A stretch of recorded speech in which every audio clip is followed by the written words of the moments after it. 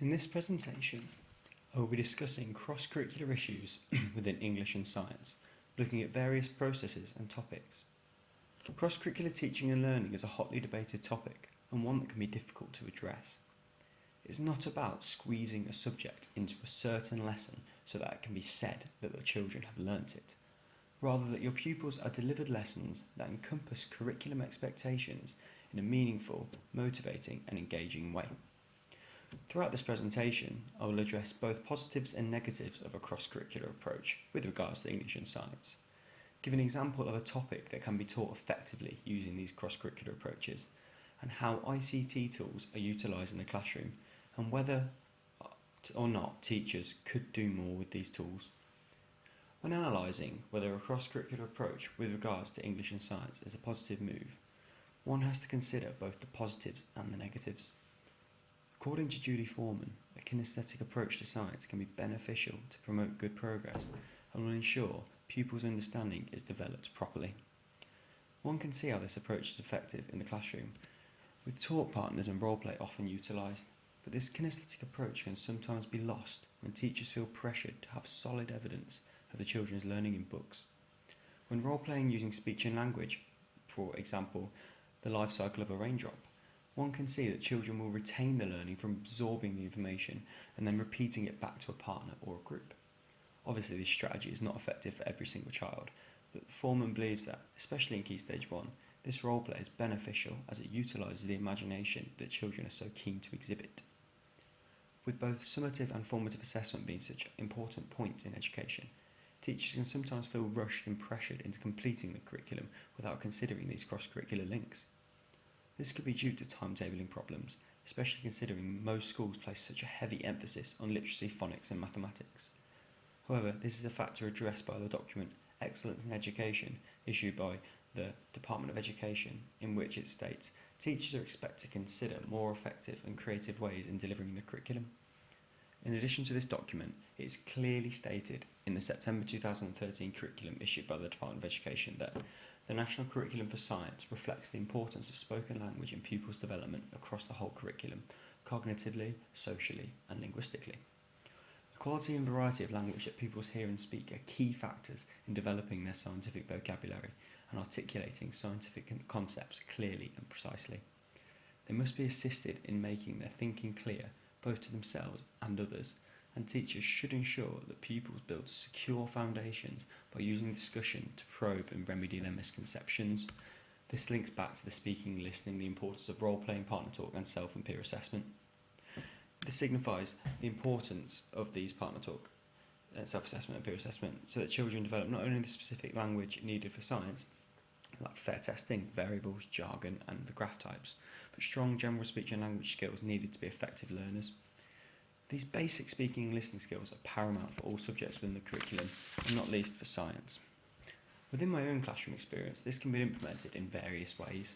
In a Year 5 class, there was no timetable, and as long as everything on the curriculum was covered in evidence by the end of the year, then the timetable remained flexible. This led to various lesson combinations with science and English, including non-chronological reports about the environment and instructions for building a weather station. In the Year 4 class in the same school, there was a clear structure and timetable with mathematics and English taught every day.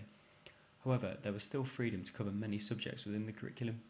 A key example of this would be storytelling in science, a point reinforced by Claire Hewlett, who states that stories can be a stimulus for supporting learning across a range of curriculum subjects, including scientific investigation, as well as provide an everyday starting point for science. Science and storytelling is an ideology that I will discuss further later. Linking this point back to assessment, when delivering a lesson with clear links to both science and English, it can be difficult to decide which subject to assess. With pressures on teachers to constantly assess literacy, the assessment of science could potentially be lost if the two subjects are taught side by side continuously. This is a viewpoint shared by Judy Carr. She believes that combining too many subjects within a lesson can leave children with less opportunities to learn, and that the approach is inconsistent. Is this a fair criticism? I believe so. Often one subject is prioritised over the other, usually the subject being assessed, so the learning objective or aim is geared towards that subject. This could lead to the lesson being less about cross-curricular links between science and English and more using science as a medium to teach English. However, if a teacher is disciplined and measured in their medium-term planning, they can ensure all outcomes are met in both subjects.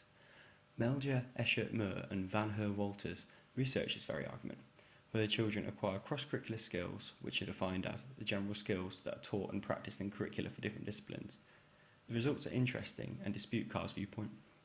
However, on the other side, Carr does believe that teaching each subject separately, teachers can overload children with information that they cannot retain by the end of their school career.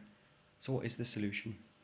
Well, I believe that using science and English in tandem is incredibly effective throughout primary school, but particularly effective in Key Stage 1. In Key Stage 1, one can use children's imaginations far more effectively and make science far more accessible for all children. I will now expand this point and look at science and stories.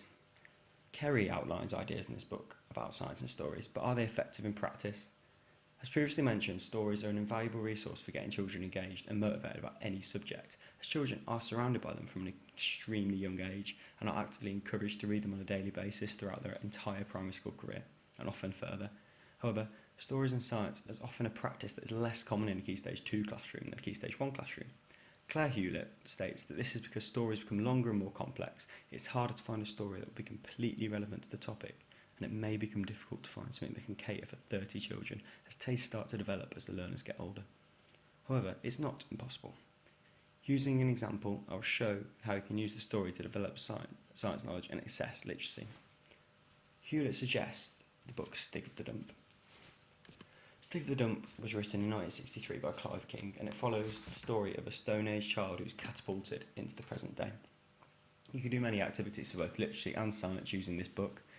You could write a character description of Stig. What might he need to survive in the modern day? How did he get to the modern day? What does he look like? What does he smell like? Think about all the senses. And how could we send him home? You could do a setting description. Stig lives in a dump. What materials are in a dump? Could you go outside and look at soil, rocks, and describe their features? What animals might live in a dump? What could we find in the playground that might be in a dump? What plants? Children can create their own fossils having read the book. What makes a fossil? Why do fossils exist? And we could retell the story from the point of view of Stig. How does he live? What does he eat? What does he drink? What does he wear? Is he not cold? So we can think about all these features to do with your human body, to do with natural processes, to do with irreversible change, all these things that are very much on the curriculum. Obviously one has to make very clear which subjects they're assessing, and some activities are more suitable for one rather than the other.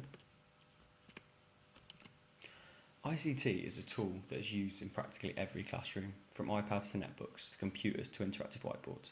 Technology has come a very long way in a short space of time. However, do teachers use ICT correctly? Numerous times one will walk into a classroom and see a mental oral starter like this. This is a mental oral starter for science for the human body. Children will get the chance to come up and use this interactive whiteboard. The issue is, this feature is only interactive for the one child who's having a go. So only one child will be engaged at this point. You could do this as a group activity. You could get them to write the answer on a whiteboard and then turn it over at the same time. You could do a class vote. So there's ways to make activities like this interactive without making it only inclusive for one child at a time. Apple TV is an excellent piece of software that allows a teacher to link an iPad directly to the interactive whiteboard, meaning one can model effectively using the iPad, link other children's work to the interactive whiteboard to show the class, or merely demonstrate.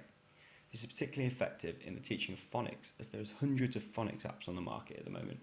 However, it's easy to see how it could be used for science and English. Children could plan an experiment on their iPads and share their class simply and instantly. This next video is an example of how this is used with the topic of diffusion in America. Share, they only had to do a few clicks of a button, and whatever they had would also show on the screen. So we made a comic on here using our vocab word, diffusion. And we put the pictures on there. Some of them we use Doodle Buddy, which is another app, and then we just transfer them to... As you can see, these children are talking confidently about how simple this process is. Another key ICT feature is the use of internet-based portals such as Education City or Expresso. With these, children can practice a number of topics and subjects specifically labelled by year group. A class teacher can set homework and see if a pupil has completed it. However, an issue regarding this is that it's not completely inclusive.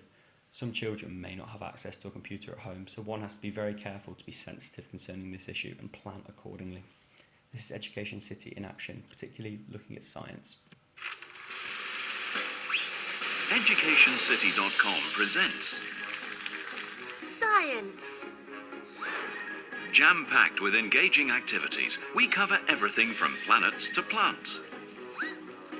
Interactive tutorials provide in-depth explanations of science topics.